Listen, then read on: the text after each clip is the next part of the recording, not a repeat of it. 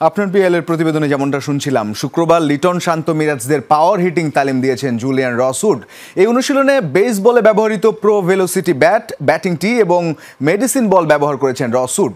দিন কয়েক আগে লোকাল কোচ এবং নারী ক্রিকেটারদেরও পাওয়ার হিটিংয়ের দীক্ষা দিয়েছিলেন ক্রিকেটের প্রথম স্বীকৃত পাওয়ার হিটিং কোচ। বিসিবির ফটোগ্রাফারের ক্যামেরার লেন্স জুলিয়ান রসউডের দিকে। ছবিটা প্রতীকী। এশিয়া কাপের স্কিল ক্যাম্পের প্রথম দিনে সবার নজরবন্দি ছিলেন লিটন শান্তদের পাওয়ার হিটিং তালিম দিতে আসা এই ইংলিশম্যান। গত বিপিএলে নজর কেড়েছিল কাইল মেয়ার্সের বিশেষ প্রো ভেলোসিটি ব্যাট। সফট বল বা বেস বলে ব্যবহৃত হওয়া এই ব্যাট দিয়ে পাওয়ার হিটিং অনুশীলন করতেন মেয়ার্স। ক্রিকেটে বিশেষ এই ব্যাট ব্যবহারের জনক আবার বলা হয় দুনিয়ার প্রথম স্বীকৃত পাওয়ার হিটিং কোচ জুলিয়ান রসউডকে। এবার বাংলাদেশ ক্রিকেটে বিশেষ এই ব্যাট ব্যবহার করছেন বাংলাদেশের খণ্ডকালীন পাওয়ার হিটিং কোচ। শুরুতে লোকাল কোচদের এই ব্যাটের ব্যবহার সম্পর্কে অবগত করেছিলেন উড। শুক্রবার বিসিবির ইনডোরে লিটন মিরাজ শান্তদের হাতে কলমে সেই ব্যাট ব্যবহারের দীক্ষা দিলেন রসউড। মূলত বিশেষ এই ব্যাট দিয়ে অনুশীলন করলে ক্রিকেটারদের ব্যাট সুইংয়ের উন্নতি হয়, হ্যান্ড স্পিডও বাড়ে।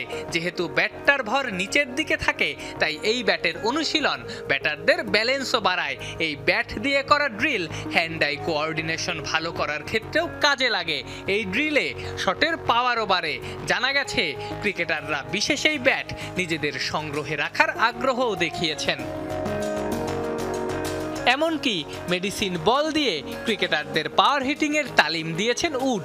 স্বাভাবিক বাস্কেটবল বা হ্যান্ডবলের তুলনায় অনেক ভারী হওয়ায় এই বলের অনুশীলন ক্রিকেটারদের স্ট্রেংথ ও কন্ট্রোল বাড়াতে সাহায্য করে।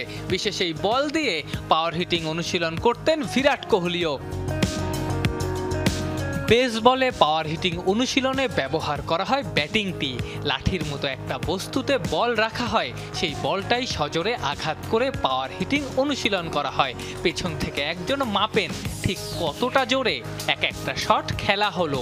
ইংলিশ এই কোচ লিটন শান্তদের সেই অনুশীলনই করিয়েছেন।